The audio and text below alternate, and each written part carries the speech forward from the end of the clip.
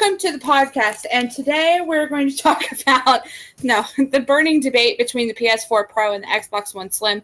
Everybody's kind of just going back and forth right now about which one to buy. Obviously, Xbox One came out, the Slim version came out in August, and the PS4 Pro, as Remo mentioned earlier, is going to be coming out in November on the 10th, right? 10th or 11th? I think so.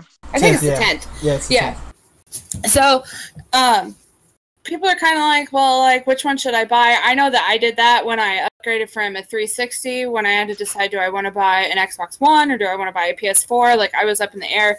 So, I kind of just went and grabbed some, like, little tidbits here. I got these from the IGN website because they were the ones that recently went to the, so I listen to their podcasts every week, and they recently went to the PlayStation meeting.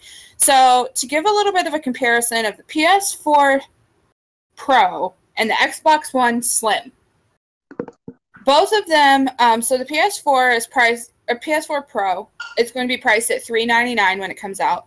Xbox One Slim is currently priced at $299, $349, and $399. The storage, the PS4 Pro is going to have 1 terabyte of storage for $399. For that same price, you get 2 terabytes with the Xbox One Slim. The 1 terabyte with Xbox is the $349, and the 500 gigabyte is the $299. The games, pretty much common sense. It's going to be PS4 Pro. It's going to support all PS4 games. Xbox One Slim supports all Xbox One games. HDR games, both of them support HDR games for compatible games. So if the game itself isn't HDR, you're not going to see a difference with either one. It's just going to be the same as playing it on a standard PS4 or a standard Xbox One. For the Blu-ray, though, PS4 has a standard Blu-ray drive, and the Xbox One Slim has a 4K Blu-ray and 4K. I wrote something there, and I don't know what I wrote because I can't read my own damn handwriting, but it's also supposed to have 4K video playback. So that's just to kind of break it down a little bit, the difference between the two. So, but it really, I guess, just comes out to like what you're expecting more. I mean, if you're a hardcore PS4 and you're just like, oh my god, no, I have to have it, then obviously get to PS4 Pro because I don't want to hear you bitch. But if you're like looking for storage, or if you watch a lot of movies on your Xbox, I don't, so it don't make a difference to me, or whatever, Xbox, PS4, whatever, then you may want to look at the Xbox One. I don't have a storage problem. Dean, Monkey Paws 22 does have a storage problem. How many external hard drives do you have? I have 2. I have 1 terabyte and 1 2 terabyte. Yeah, because I have a lot of games. This bitch needs like an Xbox One Slim Pro for $500 with a 5 terabyte hard drive. And even then, it would not. I'm good with all that. Thanks. Okay. Well, so yeah, that's just kind of like some little specs, and then of course, Microsoft is still working on their Scorpio project, which I actually haven't heard anything new about lately. So, but I'm excited. That one I think is actually, like you were saying before, it's actually going to be a full new console. It's not going to be like a 0.5, which is like we speculated before, is basically what the PS4 Pro is. It's not a PS5. So it's just a bit of an upgrade, kind of make everything, run better, more frames per second, make the graphics better, kind of enhance the gameplay experience, give you some more storage, things like that. So, yeah, the Scorpio is shaping up to be a massive fucking beast of a machine. Literally, it's gonna, from the rumors I've heard and seen from insiders in the industry, I don't know if this is true or not, but they're literally gonna have to emulate the older Xbox One games.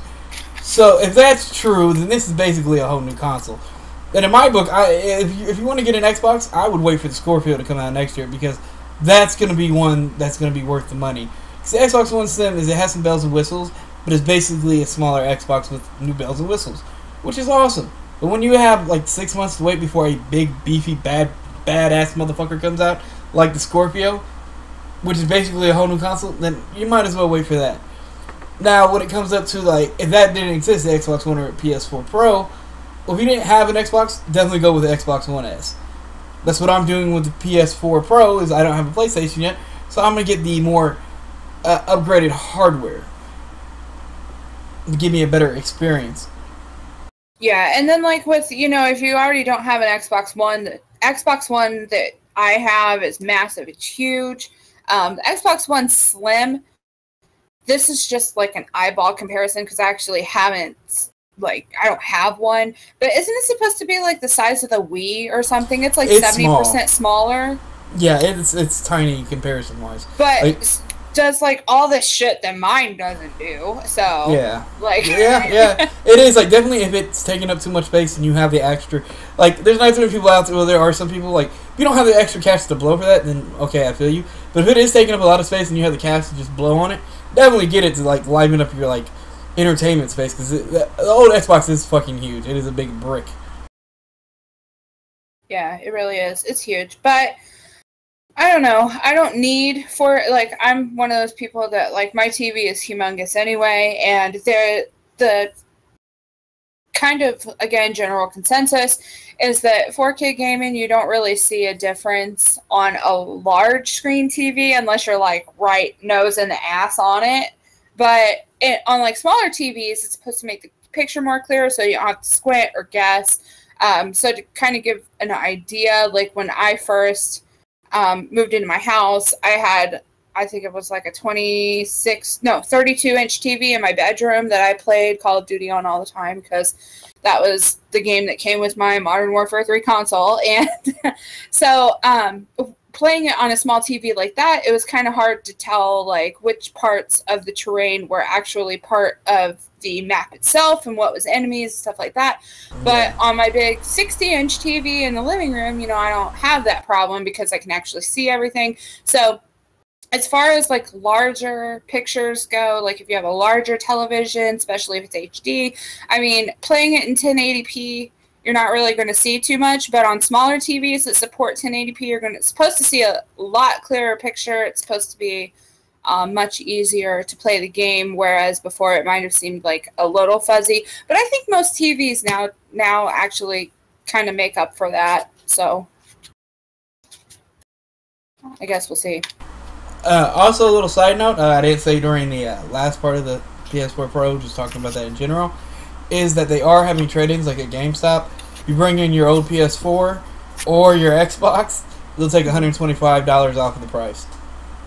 Oh my god, GameStop's doing something like that? Are you sure it's not $1.25? I'm pretty sure there was not a comma. There was not a dot or a comma, so... Well, yeah, because if it was a comma, they'd owe me money. Yeah. God forbid! Right. But yeah, they are taking trade-ins, and it looks like, I don't know, maybe PlayStation might have nudged them in this, because it's like, and we'll also take your Xbox Ones.